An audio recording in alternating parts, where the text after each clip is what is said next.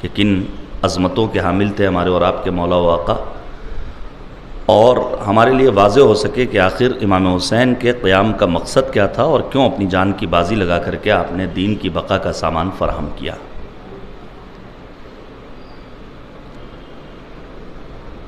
یہ ایام اضحیٰ حقیقت میں حق و حقیقت اور باطل کے درمیان خط فاصل کھینچنے کا ایک بہترین موقع ہے، اور میں یہ سمجھتا ہوں کہ قرآن مجید کے جو 40 سے زیادہ نام اللہ نے بیان کیے ہیں، قرآن ذکر ہے، ذکرہ ہے، تذکرہ ہے، بیان ہے، برہان ہے، تبیان ہے، نور مبین ہے، شفا ہے، موعظہ ہے، ہدایت ہے، انہی ناموں میں ایک نام ہے فرقان۔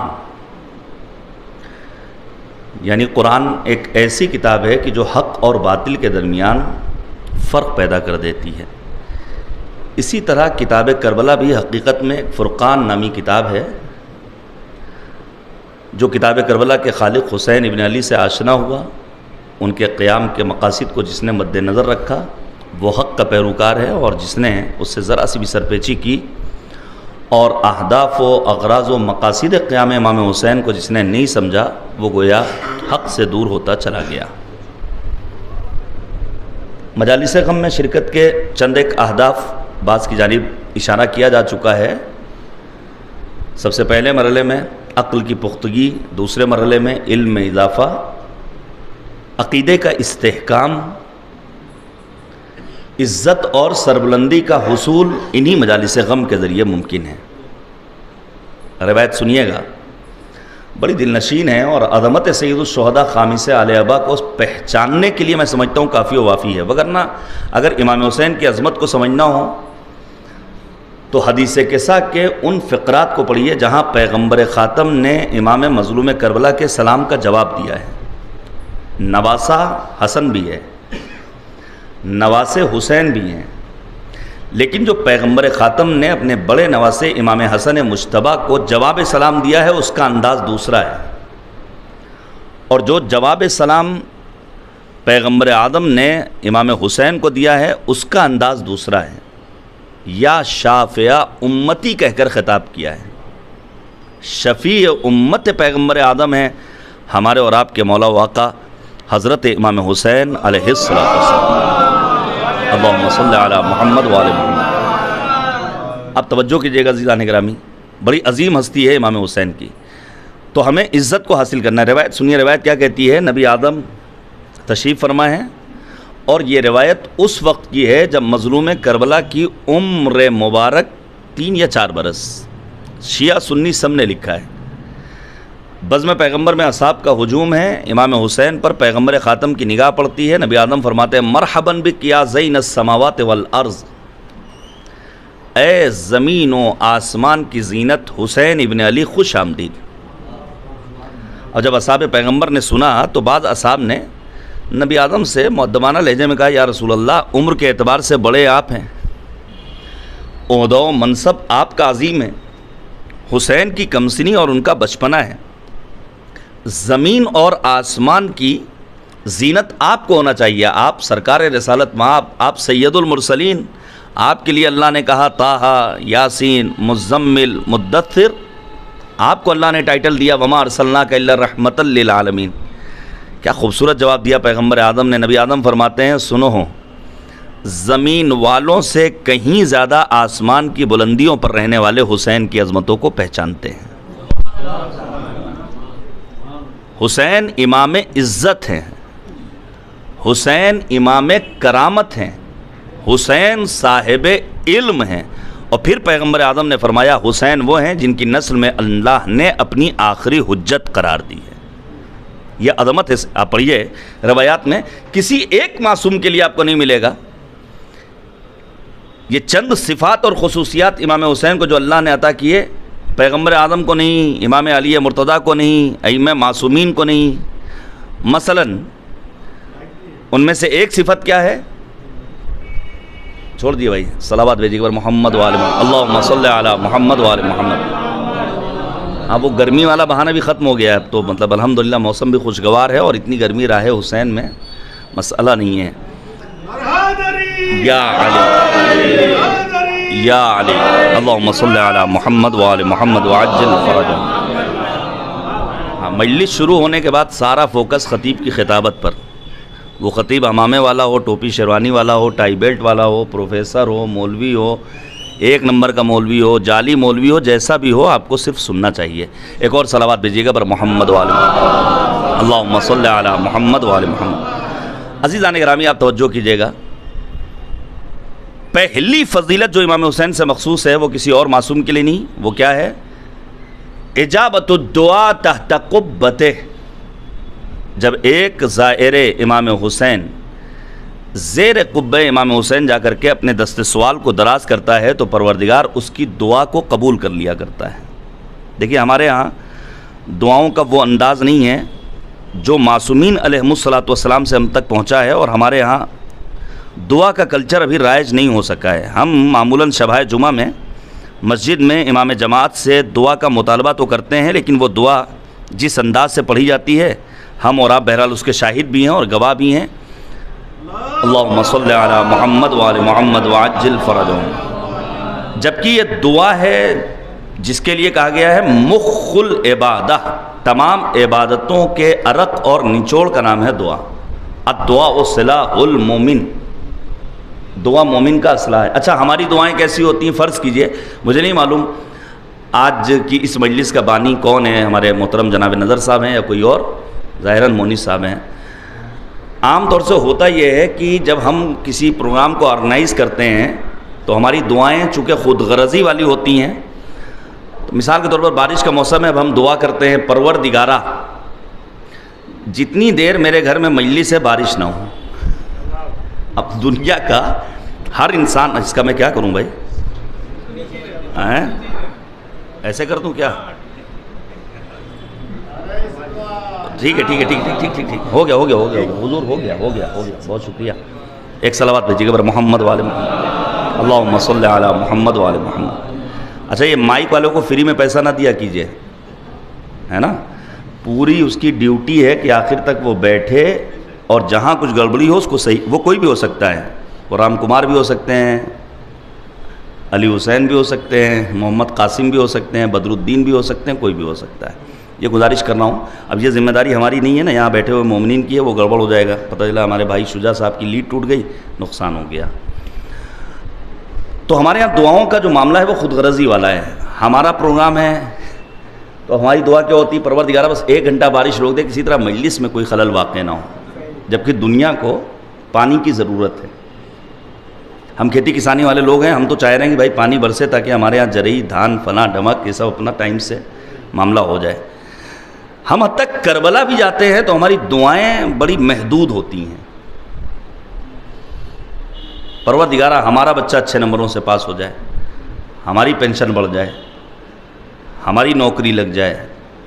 حتیٰ ہم اپنے بھائی اور بھتیجے کے حق میں بھی خدا کی بارگاہ میں دعا نہیں کرتے. جبکہ میں گزارش کروں گا، پڑھیے آپ سید الساجدین زین العابدین امام سید سجاد علیہ السلام کی دعاؤں کو.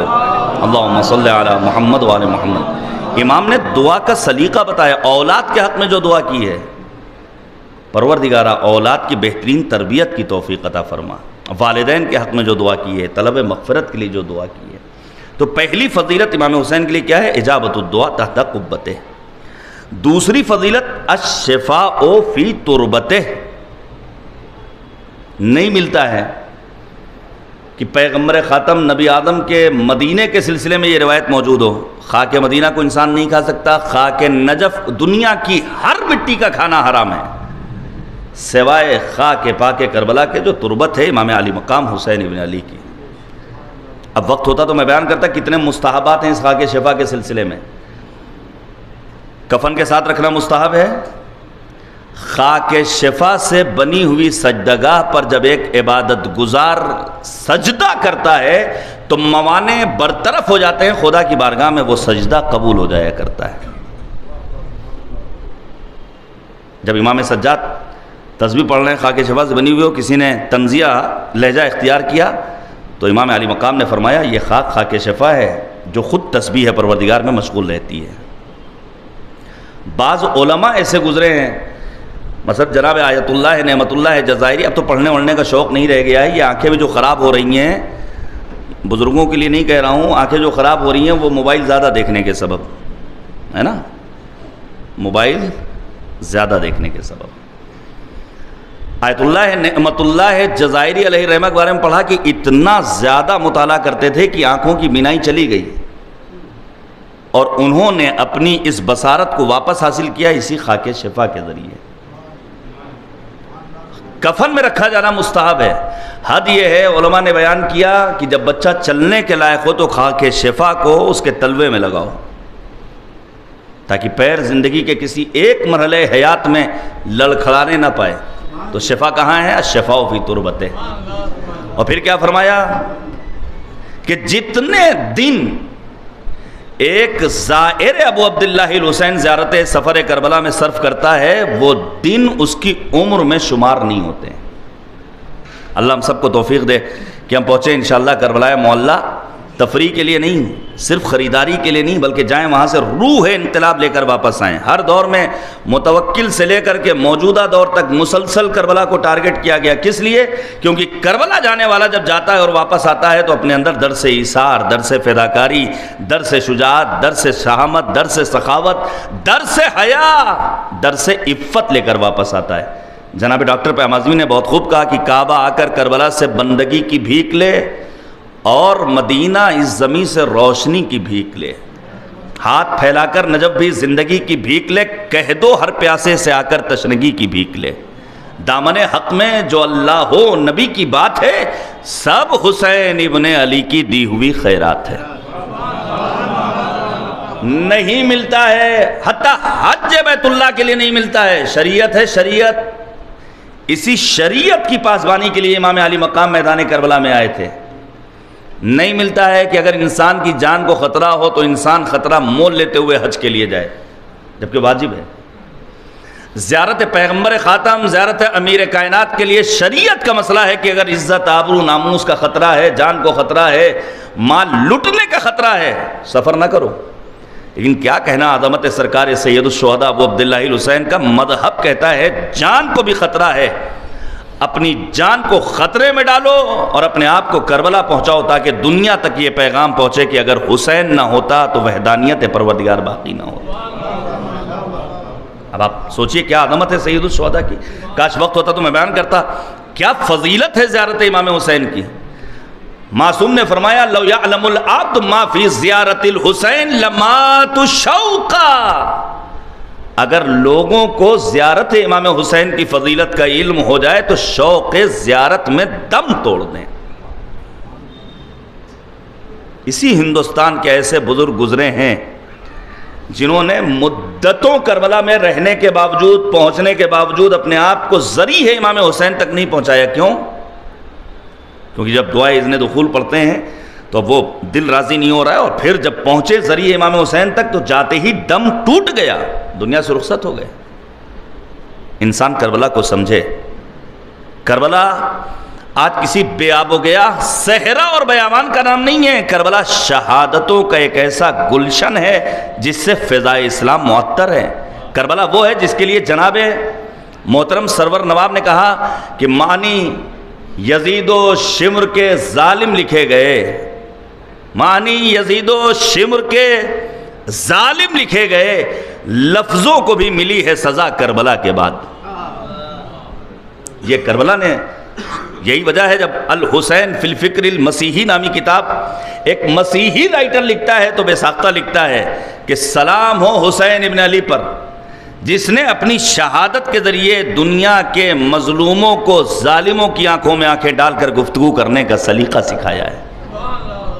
بابا قوم مہاتما گاندھی، سروجنی نائیڈو، ہندوستان کے نہ جانے کتنے ایسے بزرگ اسکالرز، غیر مسلم دانشور پوری دنیا کے گزر گئے اور ہیں موجود جنہوں نے سرکار سید الشہداء ابو عبداللہ الحسین کے لیے اظہار محبت کیا ہے۔ تو زیارت امام حسین میں خرچ ہونے والے ایام عمر میں شمار نہیں ہوتے، البتہ وہ معرفت درکار ہے، اور اسی معرفت کے لیے یہ مجالس اعزا کا اہتمام کہ ہم پہچانیں کہ آخر کس دور میں امام نے قیام کیا، مولا کی زندگی کے حسین ترین لمحات کیا ہیں، امام کا تعارف کیا ہے۔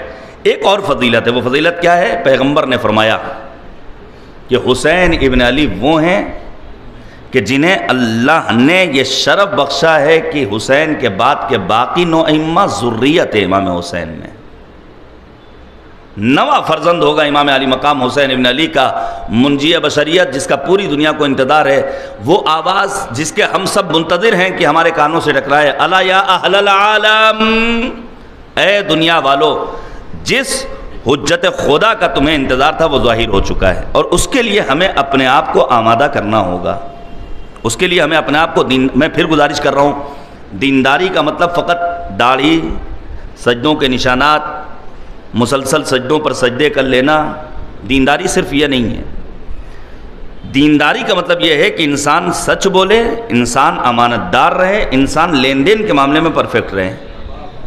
جب ایسا دین ہمارے ہاں حاکم ہو جائے گا تو پھر وہ دن دور نہیں جب پروردگار کی جانب سے ہمارے امام کو اذن ظہور ملے گا، اور دنیا میں جہاں بھی ظلم ہوگا وہاں سے ظلم کا خاتمہ ہوگا، عدالت کا راج ہوگا۔ اب آپ جلدی سے سن لیجئے، ایک سوال کر رہا ہوں اپنے جوانوں سے، اگر میں آپ سے سوال کروں، بزرگوں سے نہیں، کتنی زیارتیں ہیں جو ہم اور آپ پڑھ سکتے ہیں یا جن زیارتوں کے ذریعے ہم اہل بیت کو پہچان سکتے ہیں؟ چلیے، ایک زیارت مثلا زیارت وارثہ، مأثورہ زیارت ہے، ہمارے ہاں ہر شب جمعہ ہر مسجد میں مولوی صاحب پڑھتے ہیں، عام مومن پڑھے نہ پڑھے انگلی اٹھا کر بہرحال کھڑا رہتا ہے، اور کان میں آواز پہنچتی ہے تو بہرحال کچھ نہ کچھ ثواب بھی انشاءاللہ ملتا ہوگا۔ لیکن سوال یہ پیدا ہوتا ہے کہ آپ فقط زیارت وارثہ ہے؟ میں اس کی عظمت کا انکار نہیں کر رہا ہوں، اس پر مجلسیں پڑھ چکا ہوں باقاعدہ طور پر، الا ماشاءاللہ، لیکن اہل بیت طاہرین کو پہچان، مثلا امام حسین کی شناخت کا ایک ذریعہ ہے کہ زیارتوں کی تلاوت کی جائے۔ اب ان زیارتوں میں مثلا زیارت عاشورہ امام کو پہچاننے کا ذریعہ ہے، ایک زیارت ہے زیارت اربعین جو ایک مومن کی علامت بیان کی ہے ہمارے اور آپ کے 11ویں امام حضرت امام حسن عسکری علیہ السلام نے۔ مولا کیا فرماتے ہیں؟ ایک مومن کی 5، اب میں کیا بتاؤں، صفات الشیعہ کے عنوان سے کتاب موجود ہے، بعض روایات وہ ہیں جس میں ایک مومن کی 350 علامتیں بیان کی گئیں۔ بھائی میں حیدر عباس ایک جوان ہونے کے ناطے اب وہ 350 علامتیں اپنے وجود میں کیسے پیدا کروں؟ آج کی اس تیز رفتار معاشینی زندگی میں جہاں انسان دوڑ رہا ہے، بھاگ رہا ہے، ایک لمحے کے لیے اگر ہم میں سے کوئی رک گیا تو برسوں پیچھے ہو جائے گا، ہے نا؟ لیکن بعض روایات وہ جس میں 5 علامتیں بیان کی گئیں، امام سجاد کی بھی علامت ہے اور ہمارے 11ویں امام کی بھی بیان کردہ وہ حدیث ہے جس میں مولا نے فرمایا کہ ایک مومن کی 5 علامتیں ہیں۔ مولا کیا فرماتے ہیں؟ ایک مومن کی علامت کیا ہے؟ دن بھر میں 51 رکعت نماز۔ سرکار علامہ جوادی علی اللہ مقامہ یہ کہا کرتے تھے، مومن ہونے کا ثبوت دیتے ہوئے زندگی میں ایک بار صحیح اس مومن کی علامت کو وجود میں پیدا کر لو، زندگی میں ایک بار 51 رکعت پڑھ لو، 17 تو پڑھنا ہی پڑھنا ہے، ایک بار کم سے کم 51 پڑھ لو تاکہ ایک مومن کی علامت۔ لیکن یاد رکھیے گا میرے عزیزو، ہمارا مذہب اتنا حسین مذہب ہے جو یہ کہتا ہے کبھی بھی کسی مستحب کام کو انجام دینے کے لیے شور شرابہ مت کرو۔ اگر تمہیں نماز شب پڑھنا ہے تو اس کے لیے محلے کی مسجد کا انتخاب مت کرو، ہاں نماز شب پڑھنے کے لیے گھر کا گوشہ اختیار کرو۔ شاید یہی وجہ ہے کہ ہمارے بزرگوں نے اپنی بیٹیوں کو جہیز میں ایک چیز دی جس کا نام ہے چوکی، نماز کی چوکی، وہ دور ہوتی جا رہی ہے۔ ہونا چاہیے ہمارے گھروں میں ایک جگہ عبادت پروردگار سے مخصوص۔ اور پھر ڈاکٹر سید قلب صادق صاحب اللہ علی اللہ مقامہ جن کو میں اکثر یاد کرتا رہتا ہوں، بڑا خوبصورت جملہ ان کا کہ یہ مجالس اعضاء فقط عبادت نہیں ہے بلکہ عابد ساز بھی ہیں۔ جو یہاں آئے گا وہ عبادت کے ہنر سیکھ کر جائے گا۔ تو نماز شب ہمیں کہاں پڑھنا ہے؟ گھر کے گوشے میں۔ لیکن واجب نماز کہاں پڑھنا ہے؟ محلے کی مسجد میں۔ لیکن بعض جگہ وہ ہیں جہاں ہمیں تھوڑا سا شور شرابہ کرنا ہے۔ مستحب اعمال کے لیے کہا گیا کہ خبردار، بہت زیادہ طولانی رکوع کرنا ہو، سجدہ کرنا ہو تو عام مجمع میں جا کر خطاب مت کرو، عام مجمع میں جا کر طولانی سجدہ مت کرو۔ اب اس سلسلے میں آپ کو مرحوم کمپانی جناب شیخ غربی اصفہانی کا نام مل جائے گا، طولانی سجدوں کے لیے مشہور تھے نجف اشرف میں، استاد ہیں آیت اللہ ہے علامہ طباطبائی کے، استاد ہیں مرحوم آیت اللہ ہے جناب محمد تقی بہجت علیہ الرحمہ کے، نجف اشرف بارگاہ امیر المومنین، طولانی سجدہ۔ امام حسین آتے ہیں اور آنے کے بعد کہتے ہیں غربی اصفہانی یہ جگہ طولانی سجدے کی جگہ نہیں ہے، اگر طولانی سجدہ کرنا ہے تو گھر کا انتخاب کرو۔ ہمارا مذہب کہتا ہے، معصوم نے فرمایا کہ سب سے بڑا بد عقل اور کم عقل انسان وہ ہے جو دوسروں کو دکھانے کے لیے کسی کام کو انجام دے. اور ہماری زندگیاں آج تباہ صرف اس لیے ہیں کہ ہم اپنی خوشی کے لیے، اللہ کی رضا کے لیے کوئی کام نہیں کر رہے ہیں. صرف اس لیے اگر ایسا نہیں کریں گے تو سماج کیا کہے گا، رشتہ دار کیا کہیں گے، ناطے دار کیا کہیں گے، اہل محلہ اور دوست اور احباب کیا کہیں گے. تو بدعقل انسان کون ہے؟ جو اپنی رضا کے لیے، اللہ کی خوشنودی کے لیے کام کو انجام نہ دے بلکہ دوسروں کو دکھانے کے لیے کام کو. لیکن یہی مذہب کہتا ہے کہ کچھ جگہوں پر تم چیزوں کو برملا کرو. مجلس ہم خاموشی سے بھی کر سکتے ہیں، پرچہ چھپانے کی ضرورت نہیں ہے، لاؤڈ اسپیکر لگانے کی ضرورت نہیں ہے. لیکن چونکہ عزائے سید الشہداء ایک ایسا عمل ہے جس کے ذریعے ہم دنیا کو بتا سکتے ہیں کہ انسانیت کا درس اگر چاہیے تو تمہیں فرش ادا پر آنا پڑے گا. اب میں آپ کے سامنے ایک نام لے رہا ہوں بات کو آگے بڑھاتے ہوئے. آج کا مسلمان، آپ سب ماشاءاللہ یہاں پروفیسر حضرات بھی ہیں، یونیورسٹی والے بھی ہیں، آج کا مسلمان جس ذات کو فاتح الفاتحین کہتا ہے اس کا نام کیا ہے؟ طارق ابن زیاد. مسلمان طارق ابن زیاد کو کہتا ہے فاتح الفاتحین. اچھا واقعی میں 700 سال مسلمانوں نے اندلس میں، اسپین میں حکومت کی، لیکن سوال کیا آج بھی اسپین میں ہماری حکومت ہے، اسلامی نظام ہے، صدائے اذان سنائی دے رہی ہے، قرآن کی تلاوت کی گونج ہے؟ کیا جس چوراہے پر اسپین میں آپ چاہیے جا کر مسجد بنا سکتے ہیں؟ سوال. 700 سال مسلمانوں نے حکومت کی تو آخر مسلمانوں کی حکومت باقی کیوں نہیں رہی؟ دنیا سن لے، فاتح الفاتحین، شہید آدم، محسن انسانیت، سید الشہداء، یہ جتنے القاب ہیں سب زیب دیتے ہیں تنہا ذات حسین ابن علی کو. فرق ہے دونوں میں. جب طارق ابن زیاد اندلس پہنچا ہے تو اس نے دریائی راستے سے سفر کیا، اور جب لشکر پہنچ گیا ہے تو کشتیوں کو غرقیاب کیا، عدوق حیات کو نابود کیا، اور پھر اپنے فوجیوں کو خطاب کر کے کہتا ہے زندگی چاہیے تو بس ایک راستہ ہے، چلو جنگ لڑو، جیت جاؤ گے تو زندہ رہو گے ورنہ خدا حافظ. اب آپ سوچئے یہ مسلمانوں کا فاتح الفاتحین طارق ابن زیاد جو عدوق حیات کو نابود کر کے، کشتیوں کو غرقیاب کر کے کہتا ہے زندگی کا بس ایک راستہ ہے، چلو جنگ لڑو، وہ حسین ابن علی جو مصباح الہدیٰ، جو سفینۃ النجاہ، جو نواسۂ رسول، شب عاشور چراغ گل کر کے کہتے ہیں جسے جانا ہو چلا جائے، جنت کی ضمانت میں لیتا ہوں. یہ کربلا ہے، یہ کربلا ہے. یہاں کے الگ ہی قصے ہیں، یہاں چراغ بجھاتے ہیں زندگی کے لیے. عزیزان گرامی، پہچاننا ہوگا ہمیں اور آپ کو ذات سید. اب بس آگے بڑھ رہا ہوں. انہی زیارتوں میں جہاں زیارت اربعین ہے، پڑھیے گا ضرور. مومن کی علامتیں کون کون سی ہیں؟ قیام رکعت نماز، خاک پر سجدہ، بلند آواز سے بسم اللہ.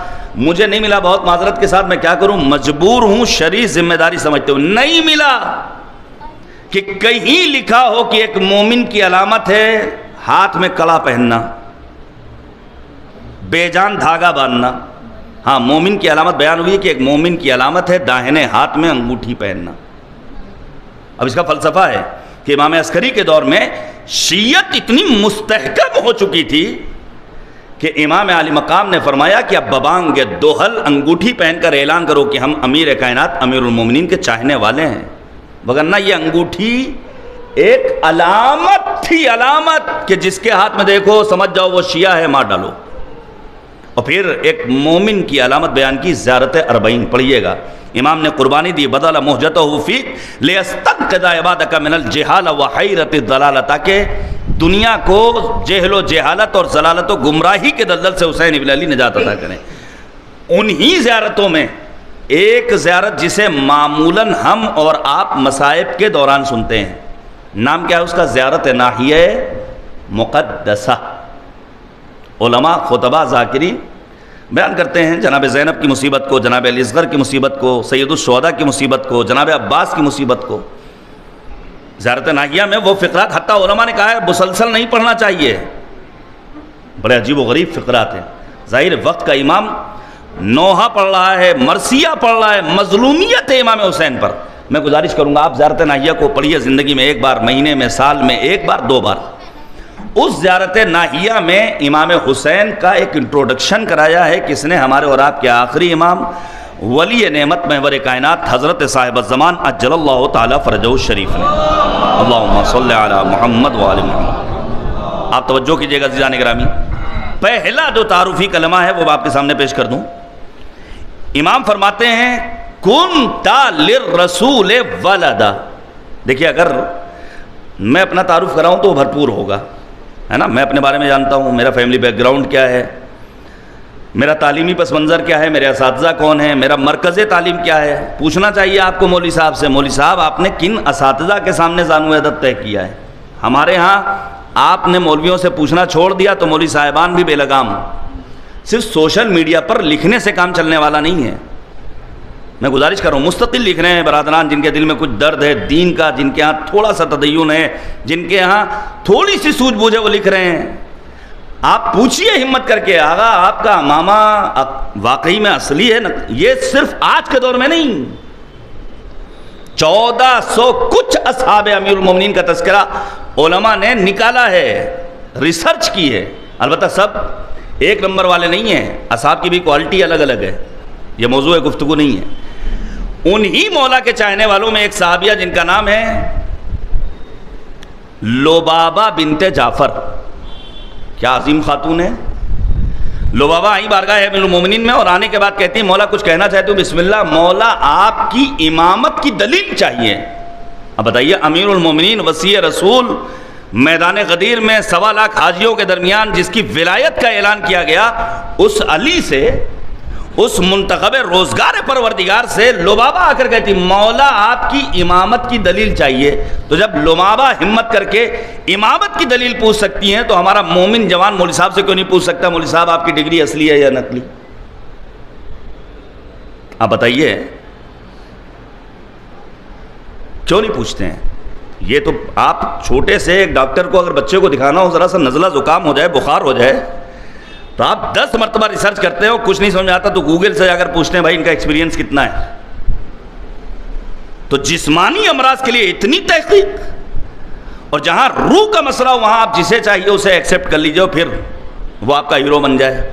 عزیزان گرامی یہ باتیں کب بیان کی جائیں گے؟ وقت آن پہنچا ہے, ہمیں اور آپ کو سننا ہوگا, سمجھنا ہوگا. کنت للرسول ولدا, پہلا انٹروڈکشن کیا ہے؟ اے میرے جد حسین ابن علی آپ فرزند پیغمبر تھے. اب سوال یہ پیدا ہوتا ہے, انصاف سے بتائیے نسل بیٹی سے چلتی ہے کہ بیٹے سے؟ ہر ایک کہے گا بیٹے سے. تو آخر امام حسین فرزند رسول, ہم اور آپ زیارت میں کیوں پڑھتے ہیں السلام علیکہ یا ابا عبداللہ, السلام علیکہ یا ابنا, کیوں پڑھتے ہیں؟ یہ تو نواسے ہیں پیغمبر کے. نسل تو بیٹے, یہی اعتراض کیا تھا ہارون عباسی نے دور امامت امام ہفتم باب الحوائج حضرت امام موسی کاظم علیہ السلام. اللہم صلی علی محمد وآلہ. توجہ کیجئے گا, امام کاظم کا دور ہے. ہارون نے کہا یہ بتائیے آپ اپنے آپ کو فرزند رسول کیوں کہتے ہیں؟ تو امام نے بالکل اسی طرح جیسے آج کے زبان میں کہا جائے, ہارون سے کہا دیکھو ہمیں چھیڑو مت, جیسے ایرانیوں نے کہا تھا رہبر انقلاب کی قیادت میں امریکہ سے اسرائیل سے ہمیں چھیڑو مت, اور جب چھیڑا تو منہ کی کھانی پڑی. ذلت و رسوائی ان کا مقدر ہے. میں گزارش کروں گا ذرا موجودہ دور میں بالخصوص گزشتہ روز جو سیریا میں حالات رونما ہوئے ایک مرتبہ جائزہ لیجئے, اور پھر دیکھیے جولانی جو جا کر ٹرمپ کی آغوش میں بیٹھا تھا, کیا خوبصورت جملہ برسوں قبل معمار انقلاب امام خمینی کہہ کر چلے گئے تھے کہ امریکہ کی دشمنی سے مت ڈرو بلکہ دوستی سے ڈرو. یہ آج ہمیں سمجھ میں آنا چاہیے کہ آخر کیوں, یہ ہمیں سمجھ میں آنا چاہیے. جیسے ہی کہا ہمیں رہنے دو بھائی, لیکن جب اس کا اصرار بڑھا کہ آپ کا یہ کہنا ہے قرآن میں ہر چیز کا تذکرہ ہے, تو اس موقع پر ہمارے اور آپ کے 7ویں امام نے قرآن مجید کے سورہ مبارکہ انعام کی آیت نمبر 84 اور آیت نمبر 85 کی تلاوت کی. میں گزارش کروں گا پڑھیے گا ان 2 آیات کو. 1 درجن انبیاء کا تذکرہ کیا ہے پروردگار نے ان 2 آیات میں. وَوَهَبْنَا لَهُ إِسْحَاقَ وَيَعْقُوبَ كُلًّا هَدَيْنَا وَنُوحًا هَدَيْنَا مِنْ قَبْلُ وَمِنْ ذُرِّيَّتِهِ دَاوُودَ وَسُلَيْمَانَ وَأَيُّوبَ وَيُوسُفَ وَمُوسَى وَهَارُونَ وَكَذَلِكَ نَجْزِي الْمُحْسِنِينَ و زکریہ و یحییٰ و عیسیٰ و الیاس کل من الصالحین. جب ان دو آیات کو امام علی مقام پڑھ چکے، اب کہتے ہیں ہارون ذرا یہ بتاؤ کہ جناب عیسیٰ کے والد بزرگوار کا نام کیا تھا؟ جیسے ہی پوچھا پھنس گیا. عیسیٰ کے باپ نہیں تھے، ماں تھی مریم بنت عمران. جانے قربان کیا خوبصورت قصیدہ پڑھا ہے ہمارے اور آپ کے ساتویں امام نے. مولا فرماتے ہارون سن، جو قریب پروردگار جناب مریم کے ذریعے عیسیٰ کو نبوت کا ادامہ دار بنا سکتا ہے، وہی کریم پروردگار ہماری جدہ ماجدہ فاطمۃ الزہرا کے ذریعے ہمیں نسل پیغمبر میں قرار دے سکتا ہے. پہلا تعارف کیا ہے؟ قد کنت للرسول ولدا. آپ پڑھیے آئے موبائلہ فقل تعالوا ندعو ابناءنا وابناءکم. اس کا مصداق کون ہے؟ شیعہ سنی سارے مفسرین نے لکھا ہے. یہی ہارون جب قبر پیغمبر سے گزر رہا ہے تو کہتا ہے السلام علیکہ یا رسول اللہ. پھر رشتوں کے ذریعے تعارف کرا، السلام علیکہ یا ابن عم. امام کاظم نے سنا کہ رشتے کے ذریعے پیغمبر کو سلام کیا جا رہا ہے، امام کاظم کہتے ہیں السلام علیکہ یا رسول اللہ، السلام علیکہ یا ابتا، بابا جان آپ پر میرا سلام. تو پہلا تعارف کیا ہے کہ فرزند پیغمبر خاتم ہیں، ہمارے اور آپ کے تیسرے امام اور تمام ائمہ معصومین. پھر کیا فرمایا؟ دوسرا تعارف زیارت ناہیہ میں وَلِلْقُرْآنِ سَنَدًا. اے میرے جد مظلوم حسین ابن علی، آپ قرآن کے لیے دستاویز کی حیثیت رکھیں. یہ دنیا کے مسلمان سمجھ لیں، پڑھتے رہو تم قرآن، حافظ قرآن بنتے رہو، لیکن یاد رکھو جب تک اہل بیت طاہرین کو تم نے نہیں مانا، ان کی ولایت کا اقرار نہیں کیا، بہرحال معاملات سنگین ہونے والے ہیں. نہروان کا موقع امیر المومنین کمیل کے ساتھ گزر رہے ہیں، کوفے میں ایک شخص سے حسین بہترین لب و لہجے میں قرآن پڑھ رہا ہے. کمیل رک گئے، مولا نے پشت پر آ کر ہاتھ مارا، کمیل آگے بڑھو، مولا بڑا اچھا قاری. مولا کہتے ہیں یہ وہ ہے جو جہنم میں جائے گا. سوچئے قاری قرآن. اور جب جنگ نہروان میں مولا اپنی ذوالفقار سے مد مقابل کے جنازوں کو الٹ رہے ہیں، کہا کمیل پہچانا؟ کہا یہ تو وہی ہے جو کوفے کی تاریک گلی میں بہترین لب و لہجے میں قرآن کی تلاوت کر رہا تھا. مولا کہتے ہیں چونکہ اس کے دل میں میری ولایت نہیں تھی لہذا عاقبت بخیر نہیں ہوا. تو نے صدف کو دیکھا ہے گوہر کو چھوڑ کر، تیری نظر ہے جام پہ کوثر کو چھوڑ کر. ہوں 100,000 حج تیرے لیکن تو یاد رکھ کچھ ہاتھ میں نہ آئے گا حیدر کو چھوڑ کر.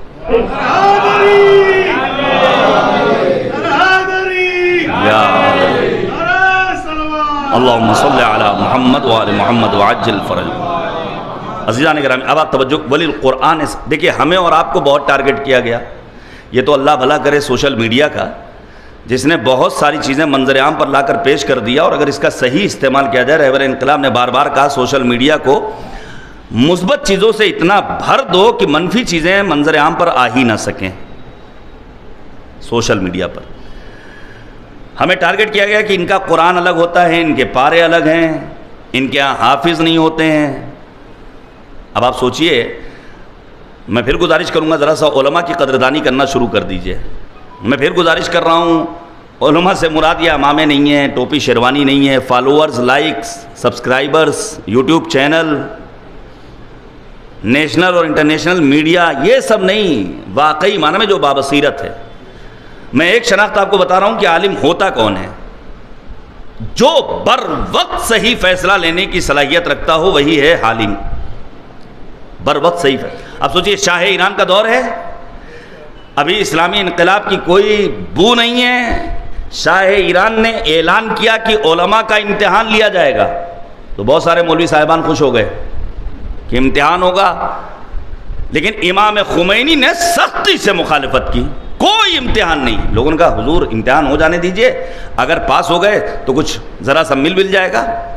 امام خمینی کی دور اندیشی، بصیرت، کیا حکمت تھی اس میں ہمارے انقلاب کی، جس کو ہم خمینی بت شکن کہتے ہیں. امام خمینی رحمۃ اللہ تعالیٰ علیہ نے کہا تمہیں نہیں معلوم اس امتحان کے پیچھے راز کیا ہے؟ راز یہ ہے کہ اچھے علماء کو پھر ٹارگٹ کلنگ کے ذریعے ختم کیا جائے گا، لہذا کوئی امتحان نہیں. یہ ہے عالم جو بر وقت صحیح فیصلہ لینے کی صلاحیت رکھتا. ایسے علماء آپ کو مل جائیں گے، مرزا شیرازی، رہبر انقلاب، مرجع علی قدر جناب آیت اللہ العظمیٰ سید علی سیستانی، جنہوں نے بر وقت بہت سارے ایسے فیصلے لیے ہیں جس نے شیعت کے وقار کو دوبالا کیا ہے. اب آپ توجہ کیجئے عزیزان گرامی. ہمیں ٹارگٹ کیا گیا ان کے حافظ نہیں ہوتے، ان کا قرآن الگ ہوتا ہے. دور ہے مرجعیت جناب آیت اللہ العظمیٰ سید محمد رضا گلپائگانی رضوان اللہ تعالیٰ علیہ کا. کیا عظیم شخصیت، کیا علمی شخصیت. مرحوم آغا گلپائگانی سنیں گے، یہ سن لیجئے جو مراجع اعظام کی تصویروں کو لے کر کے واویلا نہیں. ہر دور میں تو مطلب ہندوستان کا شاید ہی کوئی صوبہ بچا ہو جانا گیا ہوں. چھوٹے چھوٹے دیہاتوں میں نے بزرگ علماء کرام، کہیں آیت اللہ العظمیٰ محسن الحکیم، کہیں امام خمینی، کہیں آیت اللہ بروجردی، کہیں سید العلماء، مختلف علماء اور شخصیات کی تصاویر کو دیکھا ہے لوگوں کے، حتیٰ جھوپڑیوں میں. یہ کیوں؟ یہ ہمارا دستور ہے. اچھا مرجع کیا یوں ہی کوئی بن جاتا ہے؟ یہ مرجع تقلید ہوتا کون ہے؟ یہ سنیے گا، آغا گلپائگانی کے بیٹے نے بیان کیا، سید جواد. کیا بیان کیا؟ مریض ہوئے، عمر زیادہ ہو چکی ہے. کون ہے یہ آغا گلپائگانی؟ جنہوں نے معمار انقلاب امام خمینی کی نماز جنازہ پڑھی ہے. اور جب مریض ہوئے کبر سنی میں ان کو لے جایا گیا علاج کے لیے لندن. اب ڈاکٹر ان کے بیٹے سے کہتا ہے آغا گلپائگانی کے کہ اس بزرگی میں ان کو یہاں لے آئے، وہیں علاج کر لیتے ہیں، ہماری دوا سے کتنا فائدہ ہوگا. تو فوراً ان کے بیٹے نے جواب دیا، آپ ڈاکٹر ہیں، آپ کا کام ہے علاج کرنا. اگر اس سوال کا جواب چاہیے کہ آخر ہم کیوں لے کر آئے ہیں، تو اس کے لیے آپ کو ایران آنا پڑے گا. حوزہ علمیہ قم خط و کتابت ہونے لگی. اتفاق سے اس ڈاکٹر کو آنا پڑا لندن سے، سیمینار میں، کانفرنس میں تہران. فون کیا، ٹیکسی پہنچ گئی. یہ پہنچے قم. حوزہ علمیہ میں کیا دیکھا؟ 100 آدمی ایک جگہ بیٹھے ہوئے ہیں، 50 علماء ایک جگہ، 200 علماء ایک جگہ فراز ممبر پر 5000 افراد پڑھ رہے ہیں. ایک خطیب درس دے رہا ہے. کہا یہ کیا؟ کہا یہ ہے ہمارے حوزے کا نظام، یہ ہے سسٹم ہماری ایجوکیشن کا. جائیے آپ حوزہ علمیہ قم، تب آپ کو اندازہ ہوگا کہ کتنے ممالک کے افراد ہیں. کہا یہ کیسا سسٹم؟ کہا آج تمہارے سوال کا جواب ملنے والا ہے.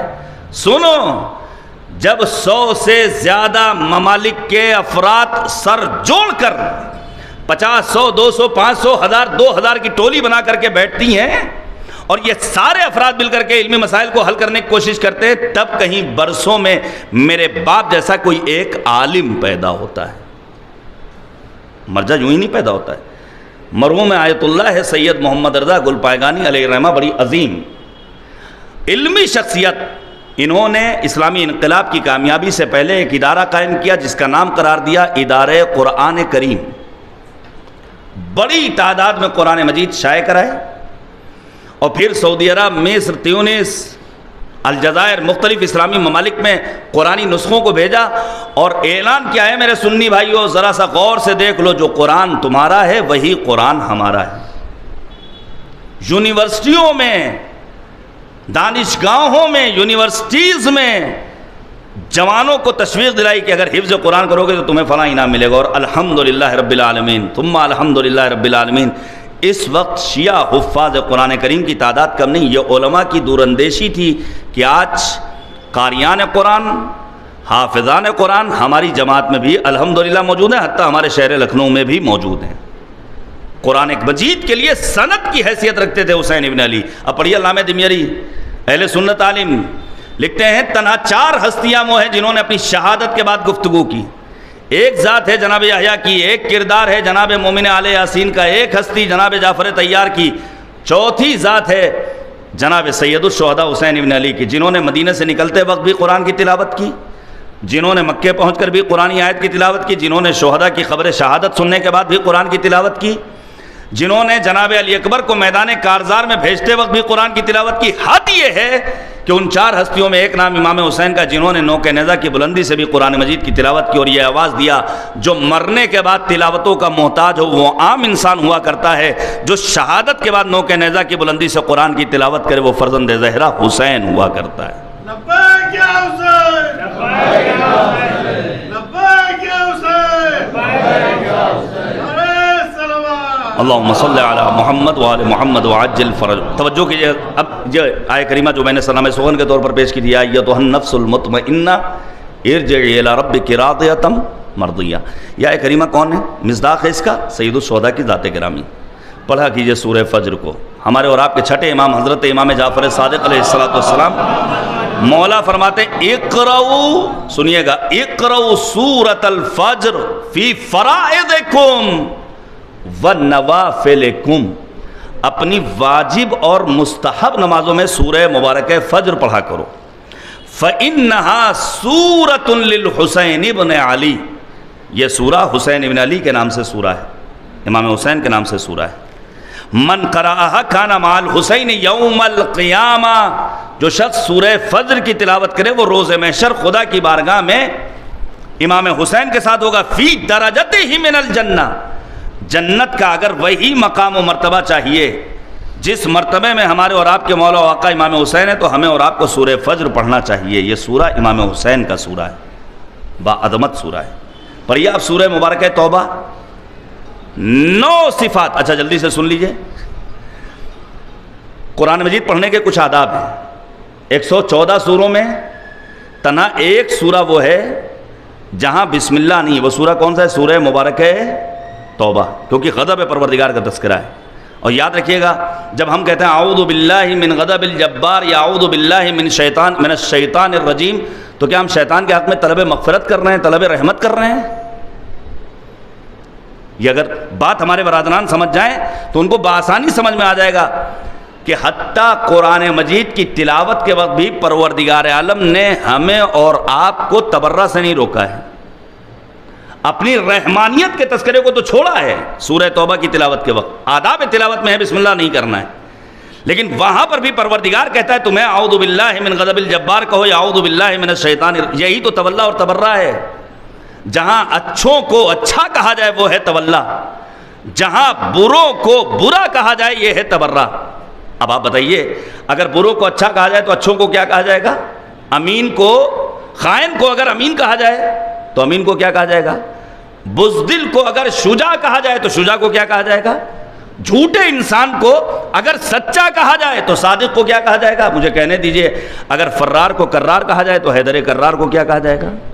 یہی بات تو ہم دنیا کو سمجھانا چاہتے ہیں. اب آپ توجہ کیجئے عزیزان گرامی، سورہ توبہ میں پروردگار نے مومنین کے 9 صفات بیان کیے. التائبون، توبہ کرنے والے، العابدون، عبادت گزار، الحامدون، حمد الہی بجا لانے والے، السائحون، الراکعون. کاش وقت ہوتا تو بیان کرتا کیا کہنا مظلوم کربلا امام حسین کا، جنہوں نے شب عاشور اگر خطبہ دیا ہے تو اپنی گفتگو کا آغاز الحمدللہ سے کیا ہے. اچھا مان لیجیے ہمارے پاس مکان ہے ہائی فائی، پنکھا لگا ہوا ہے، انورٹر ہے، جنریٹر ہے، سڑک بنی ہوئی ہے، نالیاں چوک نہیں ہے، ہر طرح سے آسانی ہے، گاڑی گھوڑا نوکر چاکر سب موجود ہیں. ہم کہیں الحمدللہ سمجھ میں آتا ہے. لیکن اب ہم وشال سٹی کے رہنے والے، ہم بار بار بیان کرتے رہیں گے، ہمارے یہاں آ کر دیکھیے گلی کا عالم، تب اندازہ ہوگا نگر نگم کیا کر رہا ہے، پارشد کیا کر رہے ہیں، ودھایک کیا کر رہے ہیں، بی جے پی سرکار کیا کر رہی ہے. تب اندازہ. اب ان مشکلات میں رہنے کے بعد ہم کہیں الحمدللہ بھیا ہم بڑے سکون میں ہیں، تو اس کا مطلب واقعی معنی میں یہ سامنے والا انسان بڑا مطمئن ہے. کیا کہنا امام حسین کا؟ مولا کو معلوم ہے آنے والے دن میں قربانی دینا ہے، گود کے پالے قربان ہوں گے، علی اصغر مارا جائے گا، علی اکبر ایڑیاں رگڑے گا، قاسم کا جنازہ پامال ہوگا، بہن زینب کے سر سے ردا چھینی جائے گی، سکینہ کے رخسار پر تماچے لگیں گے. پھر بھی مولا کہتے ہیں الحمدللہ، حمد و سپاس خدا کے لیے. یہ سمجھنے کی ضرورت ہے. پروردگار چاہتا ہے کہ صرف اور صرف آسانی اور خوشحالی کے موقع پر الحمدللہ نہ کہو، بلکہ غم و علم کے موقع پر بھی اپنے پروردگار کو تم یاد رکھو. حمد الہی کرنے والے کون ہیں؟ یہی میدان کربلا کے شہداء. الراکعون الساجدون الامرون بالمعروف والناہون عن المنکر والحافظون لحدود اللہ. اگر ایک ایک کلمے کی توضیح بیان کی جائے، ان 9 صفات کے لیے 9 مجالس درکار ہیں.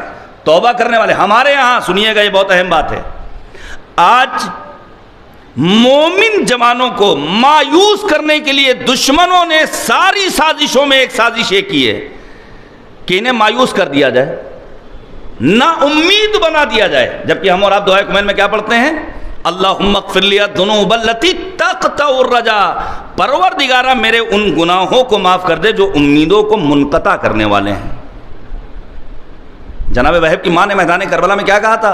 الہی لا تقطع رجائی، پروردگارہ میری امید کو منقطع نہ کرنا. ہم جوان سے کہتے ہیں بھیا ذرا سا چلے چلو فلاں دینی کام میں بڑھ چڑھ کر. مولانا ہم کیا جائیں، اب تو ہم اللہ میاں کے سامنے حاضر ہوتے ہوئے شرم محسوس کرتے ہیں، اللہ ہمیں معاف کہاں کرے گا. اب آپ سوچئے میدان کربلا میں جناب حر جیسا گنہگار و خطا کار جب اپنے وقت کے امام پر مصیبت دیکھتا ہے، اپنے آپ کو مولا تک پہنچاتا ہے تو اتنا زیادہ آباد ہوتا ہے کہ آج وقت کا امام بھی علیہ السلام کہتا ہے، اور شاعر کو کہنا پڑتا ہے کہ عشق مولا میں میرا دل جب فنا ہو جائے گا، یا مدینہ یا نجف یا کربلا ہو جائے گا، اور دیکھ کر فوج عدو میں غر کو کہہ سکتا تھا کون، خاک ہو کر شامل خاک شفا ہو جائے گا۔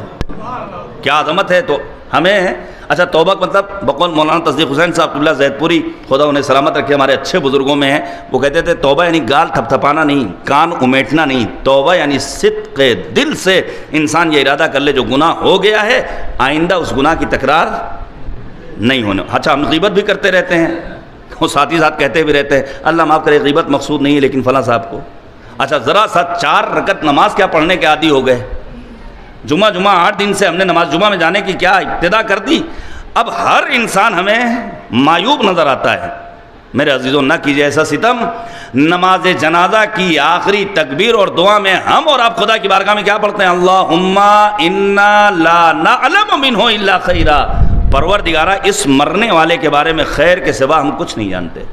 یہاں تک کہ معصوم نے فرمایا لو تکاشفتم لما تدافنتم، اگر تمہارے گناہوں کی فہرست منظر عام پر آ جائے تو میت سڑتی رہے کوئی تمہیں دفن کرنے والا بھی نہیں ملے گا۔ یہ کریم پروردگار کا کرم ہے، ستار العیوب کریم پروردگار نے گناہوں سے، ورنہ میں جانوں اپنا حال کہ میں کس حیثیت کا، میں کس زمرے میں آتا ہوں، لہذا ہمیں ہر کسی کے لیے، حتیٰ سن لیجئے روایت یہ بھی بہت اہم ہے، آپ نے کسی جوان کو دیکھا شراب کے ٹھیکے سے نکل رہا ہے، البتہ مذہب کہتا ہے خبردار اتقوا مواضع التہم، تہمت والی جگہوں سے بچو، لیکن فرض کیجئے کسی ایک جوان پر نگاہ پڑ گئی جو شراب کے ٹھیکے سے نکل رہا ہے تو کیا آپ فوراً کہہ سکتے ہیں عمل لو آج یہ بھی؟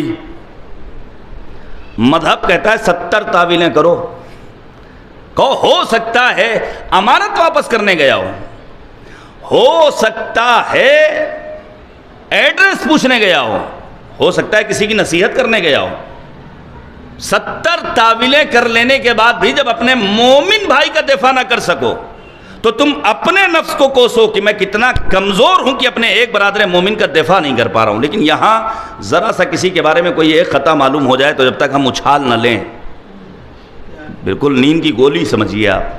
میں سوال کر رہا ہوں، آپ انصاف سے بتائیے گا جہنم کے کتنے دروازے ہیں؟ 7 دروازے۔ جنت کے کتنے ہیں؟ جی 8۔ جنت کے 8 دروازوں پر 4 عبارتیں لکھی ہیں، کتنے ہو گئے؟ 32 عبارات۔ جہنم کے 7 دروازوں پر 3 عبارتیں لکھی ہوئی ہیں، کتنی ہو گئیں؟ 21۔ 32 اور 21 53، تو کم سے کم 10 منٹ کی 53 گفتگو درکار ہے کہ وہ عبارت ہے کیا، اس کی وضاحت۔ جہنم کا جو گیٹ نمبر 4 ہے اس پر کیا لکھا ہوا ہے؟ اضل اللہ من اہان الاسلام، خدا اس کو ذلیل کرنے والا ہے جو اسلام کی توہین کا سبب قرار پائے۔ اور ہم نے دیکھ لیا حالیہ دنوں میں جس کسی نے بھی اسلام کی توہین کی وہ بدبخت ہوا، وہ ذلیل ہوا، وہ رسوا ہوا، چاہے قوم کے ہاتھوں، چاہے خدائی منشور کے تحت، چاہے الہی منصوبے کے تحت، ہم نے دیکھ لیا۔ اب اس کی وضاحت میں آگے بڑھ رہا ہوں۔ پھر کیا لکھا ہوا ہے؟ اضل اللہ من اہان اہل البیت، جو اہل بیت کی توہین کرنے والا ہے وہ ذلیل ہونے والا ہے۔ اور پھر تیسری عبارت، تنہا میں ایک طالب علم ہوں پڑھنے لکھنے والا، 2 مقامات پر ملا ہے جہاں پروردگار سے جنگ کا اعلان کیا گیا ہو۔ ایک وہ موقع کہ جب انسان سود کھائے، سود جو ہمارے سماج میں تیزی سے بڑھ رہا ہے، میں شہر کی بات کر رہا ہوں، 5000 رکھیے 10 دن بعد 15000 لے کر جائیے، یہ چل رہا ہے بزنس۔ گزارش کروں گا جوانوں سے شارٹ کٹ میں لکھپتی بننے کی کوشش مت کیجئے، پسینہ بہائیے، اللہ نے جو استعداد اور صلاحیت دی ہے اس کو بروئے کار لائیے، اللہ آپ کو جتنا دے دے گا آپ اس میں خوش رہیں گے، مطمئن رہیے۔ جب اپنی محنت سے انسان پیسہ کماتا ہے تو وہ کم بھی آپ مولوی صاحبان کو مد نظر رکھیے، باغیرت باضمیر مولوی جس کی تنخواہ کتنی ہوتی ہے مسجد میں، آپ خود اپنے حساب سے سوچ لیجئے، یہاں ہمارے برادر عزیز کوئی نہ کوئی تو نماز پڑھا رہا ہوگا، تنخواہ کتنی ہوتی ہے؟ لیکن کیا آج تک آپ نے سنا کہ انہوں نے کہا ہو کہ ہمارے پیسے ختم ہو گئے؟ وہ یہی کہتا ہے نہیں معلوم اللہ ہمارے اس کم کو ہمارے لیے کیسے باعث برکت بنا دیتا ہے۔ تو سود کے چکر میں ہمیں اور آپ کو نہیں پڑھنا ہے۔ دوسری وہ جگہ جہاں اللہ سے جنگ کا اعلان ملتا ہے وہ کون سی جگہ؟ جہاں کوئی ایک بندہ کسی دوسرے بندے مومن کو ذلیل کرے، اجازت نہیں ہے، اجازت مومن کی حرمت خانہ کعبہ سے زیادہ عزیز ہے۔ عزیزان گرامی، قرآن مجید کی آیہ کریمہ 9 آیات 9 صفات ایک آیہ کریمہ میں، اس کا مصداق جناب سید الشہداء امام حسین۔ تو امام حسین قرآن مجید کے لیے سند کی حیثیت رکھتے تھے، باقی آیات کو چھوڑ رہا ہوں۔ وَلِلْأُمَّةِ عَضُدًا، اے میرے جد مظلوم آپ امت کے لیے قوی بازو کی حیثیت رکھتے تھے۔ میں صرف ایک اشارہ کر رہا ہوں، اور آپ حضرات انشاءاللہ مجھ سے بہتر واقف اور آگاہ ہوں گے، اس وقت دنیا میں 60 ملین بچے بغیر کھانا کھائے پرائمری اسکول جا رہے ہیں، خالی پیٹ۔ 60 ملین۔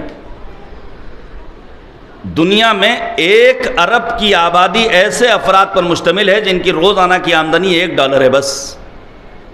اچھا، ہم کبھی بھی مادیت میں اپنے سے نیچے والوں کو دیکھنا پسند نہیں کرتے، جبکہ ہونا کیا چاہیے کہ مادیت میں نیچے والوں کو دیکھیں، معنویت میں اوپر والوں کو دیکھیں، سارا نظام صحیح ہو جائے گا۔ لیکن چونکہ ہم مادیت میں اپنے سے اوپر والوں کو دیکھتے ہیں، لہذا پھر ازدواجی زندگیوں میں بھی اختلاف پیدا ہوتا ہے، لڑائیاں ہوتی ہیں، انتشار ہوتا ہے، گھر کا شیرازہ منتشر ہوتا ہے۔ امت پیغمبر کے لیے اور دنیا بشریت کے لیے امام حسین قوی بازو کی حیثیت رکھ۔ میں جلدی سے پیش کر دوں، نہ کیجیے ایسا کہ امام حسین کا مطلب فقط سیاہ لباس، نہ کیجیے ایسا ظلم کہ امیر المؤمنین کے سلسلے میں فقط اور فقط ضربت والا دن ہم اور آپ یاد رکھیں، یقیناً بڑی عظیم مصیبت ہے۔ امام حسن نے فرمایا تھا لا یوم کیومک یا ابا عبداللہ، نہ کیجیے ایسا ستم کہ جناب زہرا مرضیہ کے لیے فقط اور فقط جلتا ہوا دروازہ ذہن میں رہے، یقیناً اس سے بڑی کوئی مصیبت نہیں ہے۔ لیکن اور بھی زندگی کے اسباق ہیں، آخر کیوں نہیں ہماری بزم میں تذکرہ ہوتا امام حسین کی زندگی کے دوسرے پہلوؤں کا؟ امام حسین کی ازدواجی زندگی، حیرت ہوگی، میں 2-3 جگہوں پر یہ بات بیان کر چکا ہوں کہ ماہ مبارک رمضان کے بعد سے لے کر ایک مولوی صاحب نے بتایا 2-2.5 مہینے میں لکھنؤ میں 14 طلاق۔ یہ کیوں ہو رہا ہے؟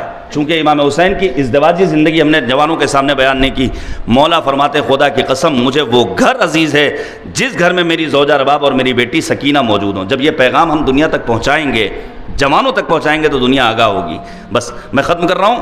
امت پیغمبر اور امت نبی اعظم اور بشریت کے لیے مضبوط بازو کی حیثیت رکھتے تھے حسین ابن علی۔ اب روایت سنیے، میں ہرگز نہیں چاہتا کہ تبرک میں کوئی کمی ہو، واللہ کہہ رہا ہوں، یہ جو فوراً کلپ بنا کر کے وائرل کر دی جاتی ہے، یہ بھی دشمن کی سازش کا حصہ ہے۔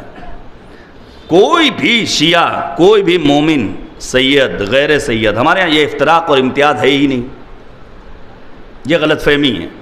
سادات سے معذرت کے ساتھ، جو ہماری 4 اہم کتابیں ہیں، اصول کافی، تہذیب، استبصار، من لا یحضرہ الفقیہ، ان کو لکھنے والے 3 علماء کوئی سید نہیں، تینوں غیر سید تھے۔ لہذا سیادت غیر سیادت معنی ہی نہیں رکھتی ہے، نہ لائیے ان چیزوں کو درمیان میں، ایسا نہ ہو دشمن ان چیزوں سے سوء استفادہ کرے۔ اب آپ توجہ کیجئے گا، میں تبرک کا منکر نہیں ہوں، لیکن اتنی گزارش ضرور کروں گا، تبرک بس اتنا تقسیم ہو جو ایک مطلب عقل میں بات آنے والی ہو۔ یہ بار بار جو ویڈیو وائرل ہو رہی ہے، تصویر وائرل ہو رہی ہے، یہاں 10 شرمال، وہاں 1 پیکٹ بریانی کا، یہاں کوڑے کے ڈھیر پر، وہاں اب سوچئے 80 کروڑ لوگ ہندوستان میں 5 کلو راشن لے رہے ہیں گورنمنٹ سے۔ 80 کروڑ، یہ گورنمنٹ کہہ رہی ہے، گورنمنٹ کہہ رہی ہے۔ اب آپ سنیے گا، روایت کہتی ہے امام علی مقام حسین ابن علی ایک راستے سے گزر رہے ہیں، مولا نے کیا دیکھا؟ ایک شخص ہے جو کوڑے کے ڈھیر پر بیٹھا ہوا کتے کے ساتھ کھانا کھا رہا ہے، کتے کے ساتھ۔ مولا فوراً رک گئے۔ امام علی مقام حسین ابن علی نے سوال کیا، خیریت؟ وہ کہتا میں فلاں یہودی کا غلام ہوں، بے پناہ، ظلم دیدہ، مظلوم، پریشان حال، غم و علم میں ڈوبا ہوا، میں اس بے زبان جانور کے ساتھ کھانا کھا رہا ہوں، کس لیے؟ تاکہ اس کی خوشی کے ذریعے مجھے کچھ خوشی مل جائے۔ اب آپ سنیے گا، اب یہ پیغام اگر دنیا تک پہنچے تو حقیقی اسلام کی تصویر منظر عام پر آئے گی کہ نہیں؟ امام علی مقام فوراً گھر میں گئے، بیت الشرف سے آپ نے پیسے لیے، پہنچے اس یہودی کے ہاں، دق الباب کیا، اس نے بڑھ کر استقبال کیا، نواسے رسول خیریت، پہچانتا تھا۔ امام نے کہا فلاں شخص تمہارا غلام؟ جی ہاں۔ مولانا نے کہا یہ پیسے لو اور اسے آزاد کر دو۔ اس نے کہا میں نے آپ کو دیا، پیسہ واپس رکھی۔ مولانا نے کہا نہیں، پیسے تمہارے۔ مولانا نے کہا اگر تم نے مجھے دیا تو میں نے راہ خدا میں رضا پروردگار کے لیے آزاد کیا۔ وہ یہودی کہتا ہے اشہد اللہ الہ الا اللہ و اشہد ان محمد رسول اللہ. ادھر اس کی بیوی ہے جو حجرے سے ساری باتیں سن رہی ہے، کہتی میں نے حق مہر کو معاف کیا، میں بھی دامن اسلام سے وابستہ ہوتی ہوں. امت کے لیے، بشریت کے لیے، انسانیت کے لیے قوت بازو اور قوی بازو تھے حسین ابن علی. یہی وجہ ہے یہ ایک قدم جو امام علی مقام کا رکا، اس کے نتیجے میں ایک غلام آزاد ہوا،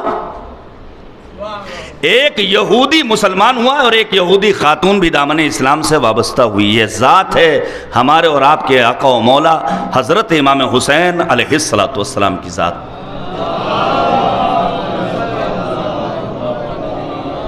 اچھا، ہم نے اور آپ نے اب یہ خوشی، اب سوچئے کتے کے ساتھ بیٹھ کر کھانا کھا رہا ہے. اب اس سلسلے میں روایات امام حسن مجتبیٰ کے سلسلے میں بھی مولا کھانا کھا رہے ہیں، اور ایک لقمہ خود کھاتے ہیں، دوسرا لقمہ کتے کو. راوی کہتا ہے میں نے کہا مولا کھانا مقدار میں کم ہے، آپ کھا لیے، اس کے لیے کوئی الگ سے انتظام ہو جائے گا. مولا کیا فرماتے ہیں؟ مولا فرماتے ہیں کہ مجھے خدا سے حیا محسوس ہوتی کہ میں اپنا پیٹ بھر لوں اور یہ بے زبان جانور بھوکا رہے. یہ ہے دین کا پیغام. مجھے نہیں معلوم آپ حضرات کو معلوم ہے نہیں کہ پہلی وہ ہستی علماء میں جن کو حجت الاسلام کا لقب ملا وہ کون؟ جناب حجت الاسلام والمسلمین علامہ شفتی رضوان اللہ تعالیٰ علیہ. اتنی غربت کا دور دیکھا ہے ہمارے علماء. اچھا پھر میں گزارش کر دوں، جب ہم اپنے گزشتہ علماء کی غربت کا تذکرہ کرتے ہیں تو ہمارے مومنین یہ سوچتے ہیں کہ آج کے علماء بھی غریب رہیں. نہ کیجئے ایسا ستم بھائی. اگر ہمارے گزشتہ علماء نے ٹاٹ پٹی پر بیٹھ کر پڑھا ہے تو آج ان کو ماڈرن ایجوکیشن لینے دیجئے، پروجیکٹر سے پڑھنے دیجئے. اگر ہمارے گزشتہ علماء نے پیدل سفر کیا ہے، رکشے پر بیٹھ کر سفر کیا ہے، تو آج ایسے حالات فراہم کیجئے کہ وہ فور ویلر سے چلیں. اگر انہوں نے کل نارمل ڈبے میں سفر کیا ہے تو آج ایسے حالات فراہم کیجئے کہ وہ ایسی چلیں. ہاں، جو مطالبہ کرے اس کے لیے نہیں، ڈیمانڈ والوں کے لیے نہیں. اب آپ توجہ کیجئے گا میرے عزیزوں، ایسے ایسے علماء. حجت الاسلام کا لقب کسے ملا؟ آیت اللہ شفتی کو. کیوں؟ چونکہ وہ غریب تھے اور بڑی مشکل سے انہوں نے پیسے اکٹھا کیے، اور گوشت جب خریدنے گئے تو گوشت کی وہ چیز لے کر آئے جو بڑی سستی. گوشت کی بھی کوالٹی ہوتی ہے نا، ہڈی والا، بغیر ہڈی والا، اس میں فلاں یہ وہ. اچھا جب لے کر آئے تو دیکھا کہ ایک بے زبان جانور نجس العین جو اپنے بچوں کے ساتھ بھوک سے بس دم نکلنے والا ہے، کینچی سے ٹکڑے ٹکڑے کیا گوشت کو اور اسے راہ خدا میں قربان کر دیا. اللہ کو یہ ادا اتنی پسند آئی کہ پروردگار نے اتنا نوازا، جو آتا تھا اسے مٹھی بھر کر دیتے تھے. راہ خدا میں خرچ کرنے کا جذبہ اگر انسان پیدا کر لے تو یقین مانیے اللہ وہاں سے دیتا ہے جہاں تک عام انسانوں کا تصور بھی نہیں پہنچ سکتا ہے. حتیٰ اس سال میں نے سنا ہے مراجع اعظام نے یہ کہا ہے مجلسوں میں بچوں کو لے کر آؤ تاکہ بچے دین سے آشنا ہوں، اور ان کی خوشی کا خیال رکھ کے ان کے لیے تبرک کا وہ انتظام کرو جو ان کے مزاج سے ٹیلی کرنے والا ہو. اب آپ سوچئے، ختم کر دیا میں نے، باتیں بہت ساری ہیں. میں نے تو بعض بزرگوں کی ایسی وصیتیں پڑھی ہیں، حیرت ہوگی آپ کو. اور اگر وصیت نہیں لکھی ہے تو ہم اور آپ ابھی آمادہ کر لیں، اور کسی نے اگر 20 سال پہلے لکھی ہے تو اس کو پھاڑ کر کے دوبارہ لکھ لے، چونکہ 20 سال پہلے والی وصیت آج 2025 میں کام آنے والی نہیں ہے. اور وصیت جب لکھی ہے تو کسی جانکار کے ساتھ بیٹھ کر لکھی ہے. آغا بروجردی کے پاس ایک شخص آیا، ابا کا وصیت نامہ لایا ہوں، پڑھ رہا ہوں، سمجھ میں نہیں آ رہا. آغا بروجردی جیسا عالم، فقیہ، مجتہد کا چھوڑ جاؤ، پڑھیں گے پھر بتائیں گے. جب 3-4 دنوں کے بعد پھر آتا ہے بیٹا کہ حضور کو سمجھ میں آیا؟ کہا نہیں سمجھ میں آ رہا ہے. ابا نے لکھا کیا ہے؟ تو وصیت ایسی لکھیے جو بعد میں پڑھنے میں بھی آ سکے. میں نے بعض علماء کی وصیتوں میں پڑھا جہاں انہوں نے لکھا ہے کہ میرے ترکے اور میری میراث میں سے اتنی رقم معین کی جائے محلے کی مسجد میں آنے والے چھوٹے بچوں کی خاطر، اور اس کی ٹافی اور چاکلیٹ خریدی جائے. کس لیے؟ تاکہ بچوں کی خوشی کے ذریعے انسان خدا کی خوشی کا سودا کر سکے.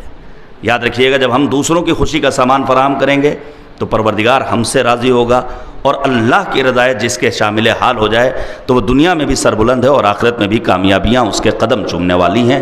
خداوند کریم کی بارگاہ میں دعا گو ہیں، پروردگار ہماری اس عبادت کو قبول فرما، ہمیں دین سمجھنے کی توفیق عنایت فرما، ظالموں کو نیست و نابود فرما، مظلومین عالم بالخصوص مظلومین فلسطین و غزہ و لبنان و یمن و سیریا و ایران کی حمایت اور نصرت فرما. اے کریم پروردگار تجھے واسطہ ہے محمد اور آل محمد کا رہبر انقلاب کا سایہ ہمارے سروں پر دراز فرما۔ دعاؤں کی قبولیت کے لیے، اس مجلس کی قبولیت کے لیے ایک مل جل کر صلوات بھیجیے گا پر محمد و آل محمد۔ انشاءاللہ کربلا کی زیارت نصیب ہو، ایک اور صلوات بھیجیے گا پر محمد و آل محمد۔ اللہم صلی علی محمد و آل محمد۔ دیکھیں صلوات میں کوئی شرم نہیں ہے، پیغمبر نے فرمایا ارفعوا اصواتکم عند الصلاۃ علیہ، جب میری عظمت پر تحفہ درود روانہ کرنا ہو تو اپنی آوازوں کو بلند کر دو، پیر و جوان خرد و کلاں ہر ایک مل کر کے بآواز بلند نعرہ صلوات، اللہم صلی علی محمد و آل محمد۔ یا یا اللہم صلی علی محمد و آل محمد وعجل فرج۔ بس عزیزان گرامی ختم کر دیا میں نے، کاش وقت ہوتا تو بیان کرتا۔